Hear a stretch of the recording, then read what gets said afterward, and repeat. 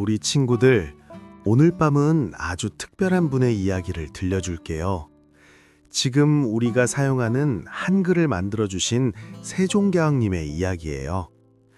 세종대왕님은 어렸을 때 어떤 아이였을까요? 처음부터 왕이 될 거라고 생각했을까요? 포근한 이불 속에서 눈을 감고 함께 옛날 조선시대로 떠나볼까요?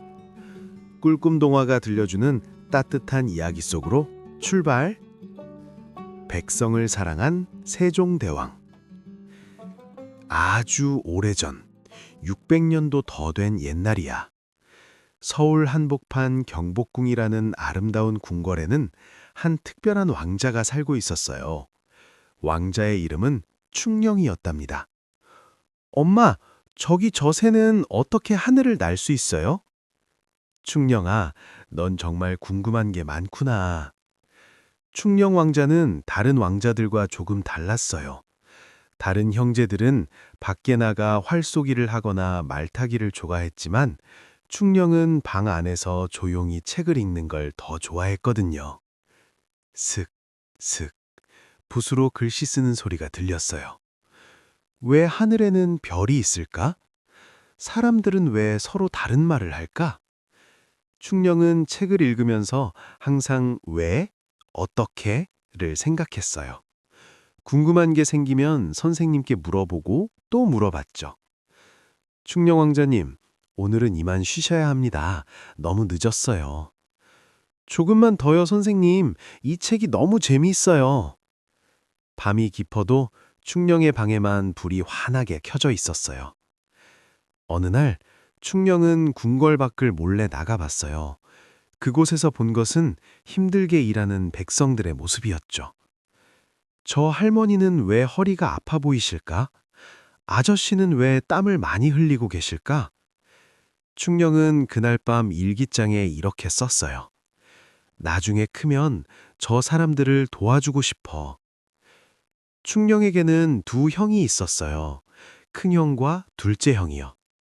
당시 조선에서는 보통 첫째 아들이 왕이 되는 게 당연했어요.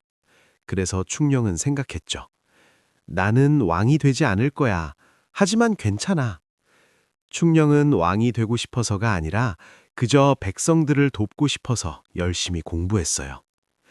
어느 추운 겨울날이었어요. 왕자님, 오늘은 너무 추우니 공부를 쉬세요. 아니에요. 백성들은 추운 날에도 일을 하시잖아요. 나도 공부를 해야죠. 충령은 얼어붙은 손으로도 붓을 놓지 않았어요. 형들과 함께 있을 때도 충령은 달랐어요. 충령아, 너는 늘 책만 읽니? 우리랑 놀자. 형님들, 저는 여기 책에서 재미있는 걸 발견했어요. 같이 볼래요? 충령은 혼자만 똑똑해지려는 게 아니었어요. 알게 된 걸 다른 사람들과 나누고 싶어 했죠.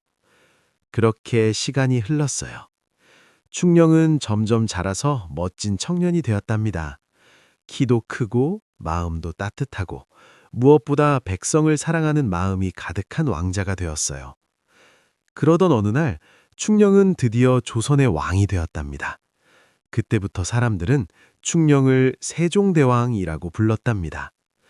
왕이 된 첫날 세종대왕은 높은 옥좌에 앉아서 생각했어요. 나는 좋은 왕이 될 수 있을까? 백성들을 행복하게 해줄 수 있을까? 세종대왕은 왕이 되어도 변하지 않았어요. 여전히 책을 많이 읽었고 항상 백성들을 생각했죠. 아침 일찍 일어나서는 조정회의를 했어요. 여러 신하님들, 요즘 백성들은 어떻게 지내십니까? 전하, 올해는 비가 많이 와서 농사가 걱정입니다. 그렇습니까? 그럼 어떻게 하면 좋을까요? 함께 생각해 봅시다. 세종대왕은 혼자 결정하는 게 아니라 신하들과 함께 의논했어요.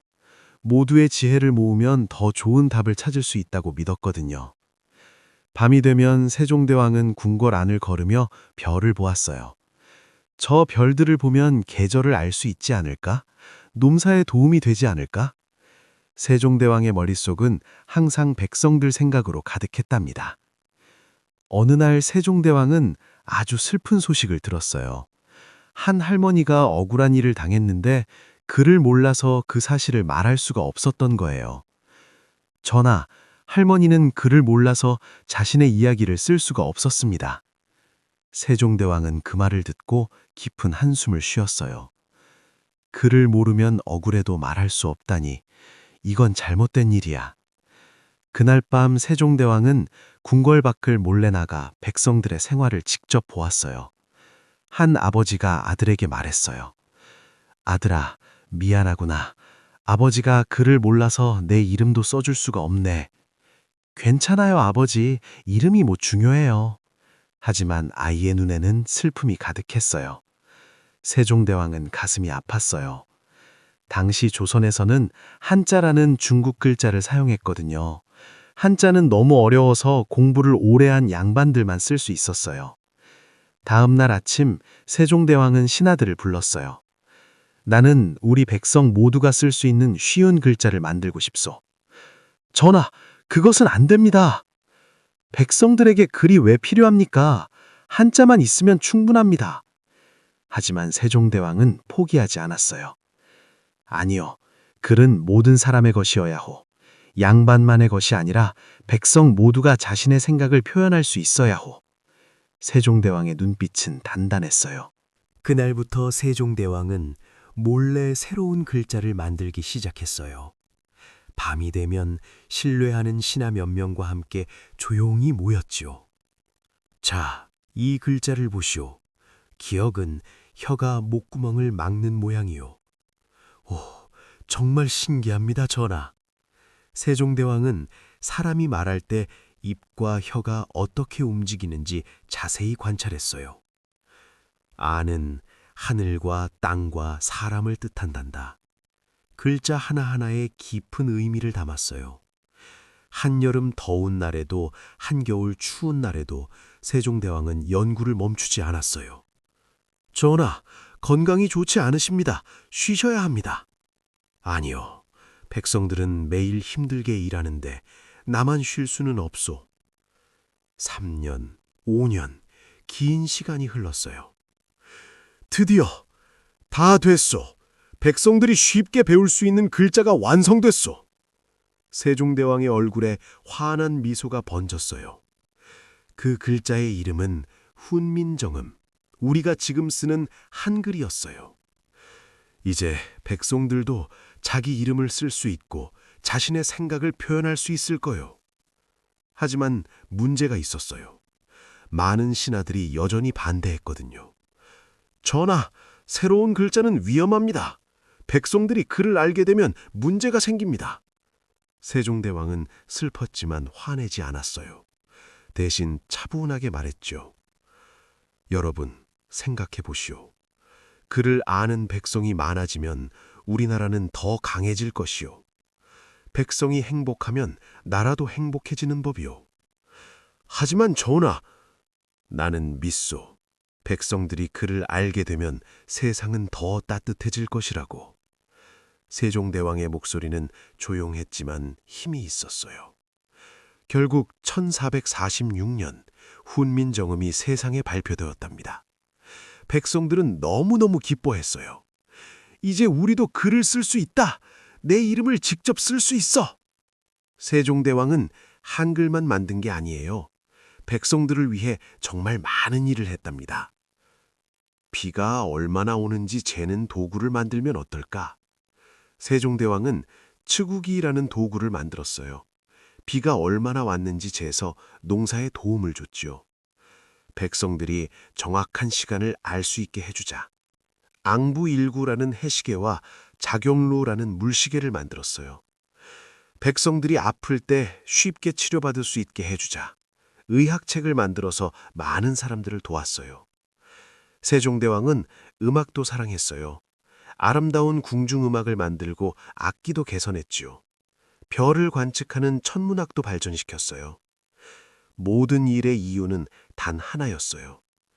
백성이 조금이라도 더 편안하게 행복하게 살게 하고 싶다.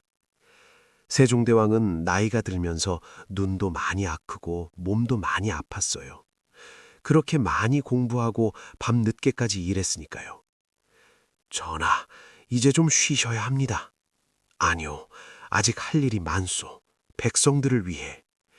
세종대왕은 마지막 순간까지 백성을 생각했어요. 세종대왕이 세상을 떠났을 때 온 나라 백성들이 울었어요. 우리의 좋은 왕님, 우리를 진심으로 사랑해 주신 왕님. 지금도 우리는 세종대왕을 기억해요. 서울 광화문 광장에는 세종대왕의 동상이 서 있어요. 우리나라 10,000원짜리 지폐에도 세종대왕의 얼굴이 있죠. 왜 그럴까요? 세종대왕은 높은 자리에 있어도 겸손했고, 힘이 있어도 약한 사람을 도왔고, 똑똑했지만 계속 배우려 했어요. 무엇보다 백성을 진심으로 사랑했어요.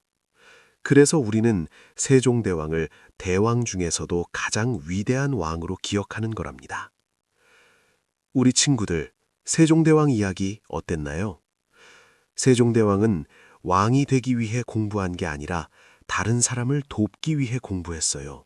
그리고 어려운 일이 있어도 포기하지 않았죠. 우리 친구들도 세종대왕처럼 따뜻한 마음을 가지고 다른 사람을 생각하는 멋진 사람으로 자라길 바래요. 그리고 지금 우리가 쓰는 한글을 만들어주신 세종대왕께 항상 감사하는 마음을 가지면 좋겠어요. 이제 포근한 이불 속에서 좋은 꿈, 예쁜 꿈, 행복한 꿈 꾸고요. 우리는 다음에 또 재미있는 이야기로 만나요. 모두 사랑해요. 안녕.